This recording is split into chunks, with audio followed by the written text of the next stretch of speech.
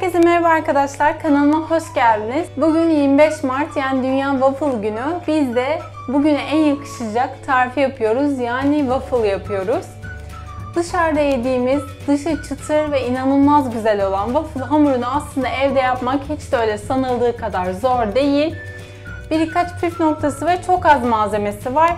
Az malzeme diyorum ama evet, çok fazla malzeme koydum. Yapmışken gerçekten böyle göze, mideye hitap etsin. Doya doya yiyelim. Kesinlikle bu kadar malzeme kullanmak zorunda değilsiniz. Ben sadece hamurunun malzemelerini söyleyeceğim. Bunlar gördüğünüz gibi istediğiniz ürünleri alabilirsiniz. İstediklerinizi kullanabilirsiniz. Hangilerini seviyorsanız. O zaman lafı fazla uzatmadan waffle hamurumuzun yapılışına geçelim. Waffle hamurum için ilk öncelikle tereyağımı tencereme alıyorum. Şimdi bunu güzelce eriteceğim. Evet, tereyağımı erittim ve bardağa koydum. Şimdi bunun soğuması gerekiyor. O nedenle ilk önce tereyağımı eriterek başlıyorum işe. Sıvı yağını yağlamak için kullanacağım için onu kenara koyuyorum. Unumu kabıma alıyorum. İçerisine kabartma tozunu, bir tutam tuzu ekledikten sonra şöyle bir karıştırıyorum hepsini. Daha sonra sütümün tamamını ekliyorum ve hepsini homojen kıvama gelene kadar mikserimle çırpıyorum.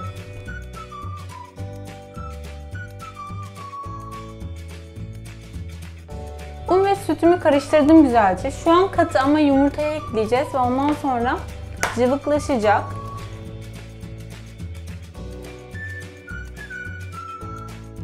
Yumurtayı ekledikten sonra şekerimi de ekliyorum ve güzelce karıştırıyorum.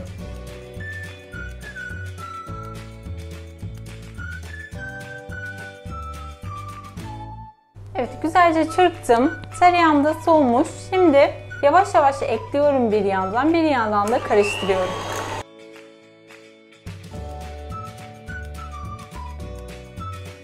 Waffle hamurumuz oldu. Şimdi kıvamını göstermek istiyorum size. Bakın şu şekilde. Henüz cıvık bir hamur. Endişelenmeyin. Bu bekledikçe daha kıvamı gelecektir.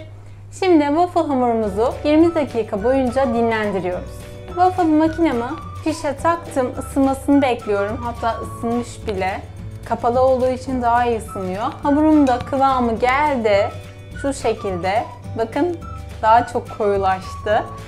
Az önceki gösterdiğim kıvama nazaran çok daha koyu. Sıvı yağımı da aldım.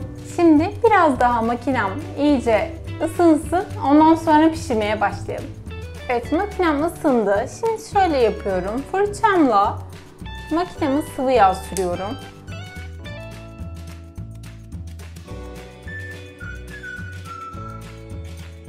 Bir peçete yardımıyla alabilirsiniz fazlasını. Şimdi hamurumdan şöyle koyuyorum. Çok fazla koymayın, taşma olmasın. Güzelce kapatıp pişiriyorum. Hiç kapağını açmıyoruz, sabrediyoruz. Bakalım kaç dakikada pişecek? Hep birlikte göreceğiz, ben size söyleyeceğim. Evet, 4 dakika geçti. Şimdi kontrol edelim. Of! İnanılmaz güzel olmuş. Gerçekten zaten pişerken o kadar güzel kokuyor ki.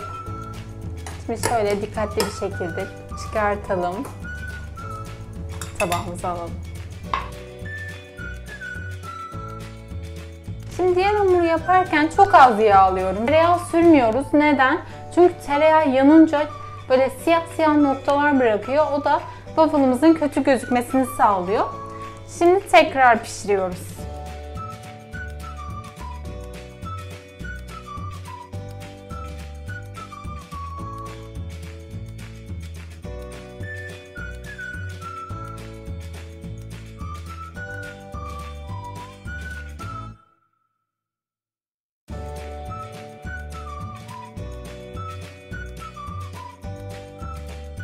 Evet arkadaşlar, ben waffle hamurlarımı her birini 4-5 dakikada pişirdim. Toplamda bu ölçüden 6 adet çıktı. Şimdi waffle'ın en zevkli kısmına geliyoruz, yani süsleme kısmı. Waffle'ımızı isteğimize göre güzelce süsleyelim, ondan sonra da afiyetle yiyelim.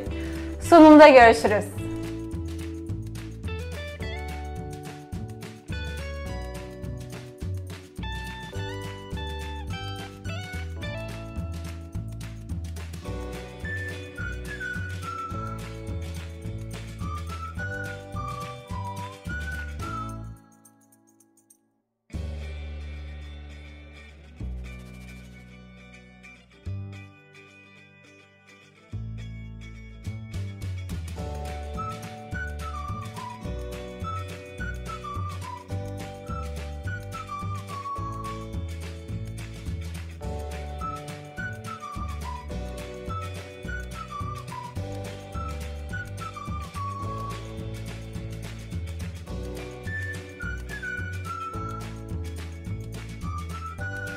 Evet arkadaşlar, ben sunumumu hazırladım. İnanılmaz güzel gözüküyor. 25 Mart Dünya Waffle Günü'ne özel bu tarifi sizler için paylaştım. Umarım videomu beğenmişsinizdir. Lütfen videomu beğenmeyi ve kanalıma abone olmayı unutmayın.